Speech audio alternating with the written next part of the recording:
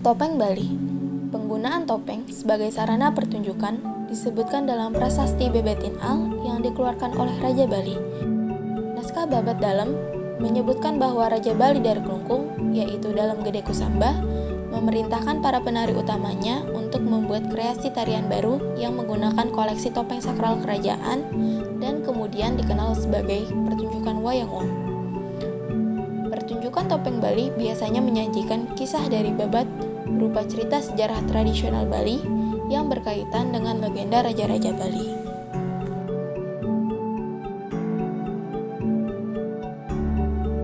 Topeng Barong.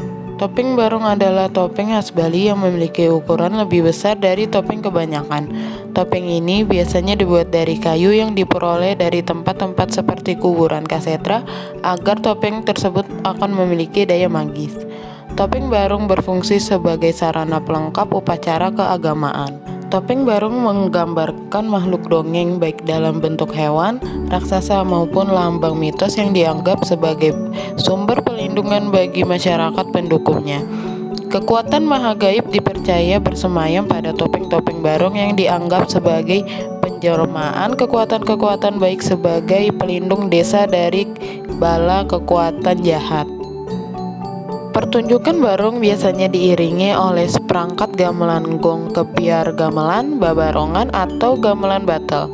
Ada beberapa jenis topeng barong antara lain barong ket, barong bangkal, barong gajah, barong macan, barong asu, barong lembu, barong kedingkling, barong landung, dan barong brutuk.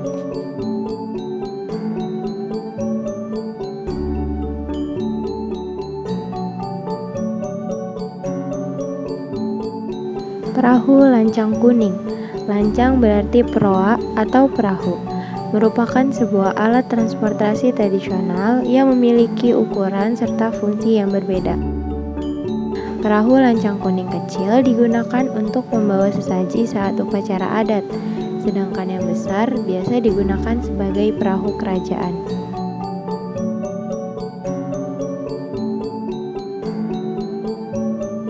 Kaleles dan Pangonong. Kaleles adalah alat yang digunakan oleh joki karapan sapi untuk menapakkan dan menyelipkan kaki saat menaiki sepasang sapi yang berlari. Sedangkan pangonong digunakan untuk menyatukan kedua sapi dengan cara dipasang di punggung sapi, sehingga kedua sapi bisa berlari searah.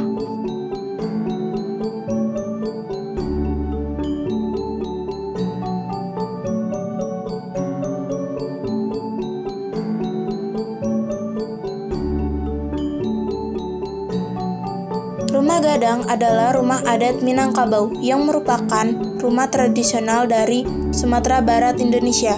Rumah ini juga disebut dengan nama lain oleh masyarakat setempat, yaitu Rumah Bagonjong atau Rumah Banjuang.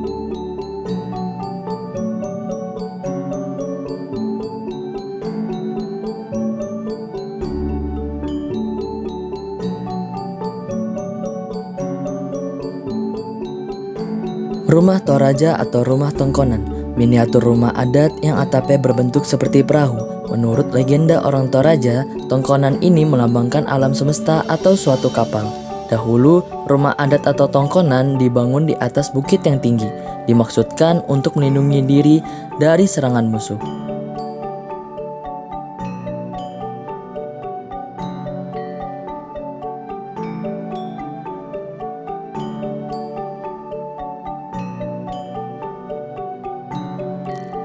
Wayang kulit Cirebon.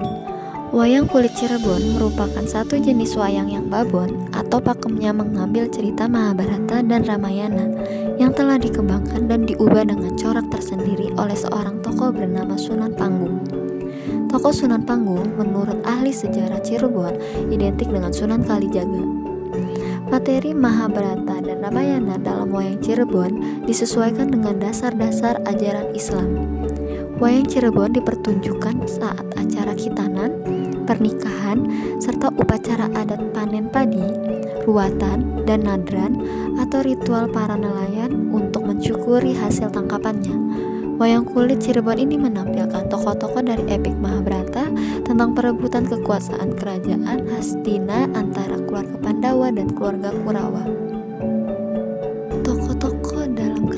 tersebut diantaranya Dursasana, Adipati Karna, Pendita Durna, Prabu Duryudana atau Suyudana, Yudhistira, dan Bima.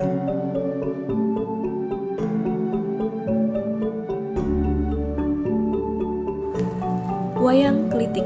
Di dalam serat sastra Meruda disebutkan bahwa yang pertama kali membuat wayang klitik atau wayang krucil adalah Ratu Pekik di Surabaya tahun 1648 Masehi. Wayang krucil dibuat dari kayu pipih seperti papan yang dibentuk seperti wayang kulit dan diukir seperlunya. Tangan-tangan wayang dibuat dari kulit. Disebut wayang klitik karena ketika digerakkan, wayang tersebut mengeluarkan bunyi tik tik tik. Pertunjukan wayang klitik dilakukan pada siang hari dan tidak menggunakan kelir, biasanya untuk memeriahkan berbagai upacara tertentu seperti pernikahan, bersih desa, khitanan, dan kaulan atau ungkapan terima kasih kepada Tuhan. Contoh dari wayang klitik antara lain Damar Ulan, Sabdo Palon, Minak Cinggo, Layang Seto, dan Layang Kumitir.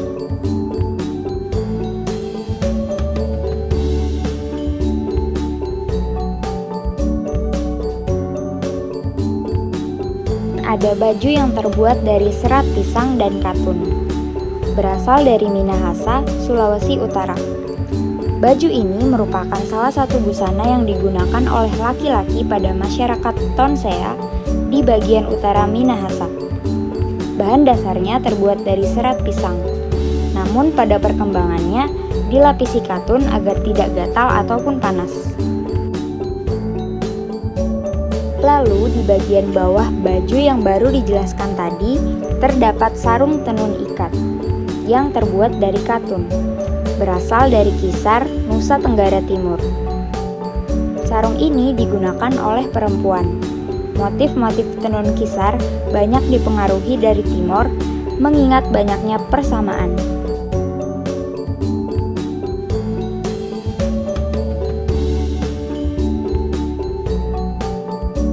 Kain simbut.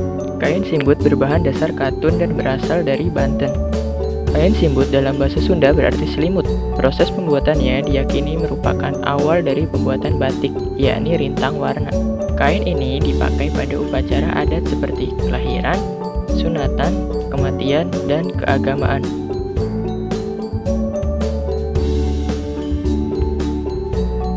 Selanjutnya ada kain tapis nih. Kain tapis merupakan salah satu jenis kerajinan tradisional masyarakat Lampung. Kain tapis dibuat dari benang katun dan benang emas.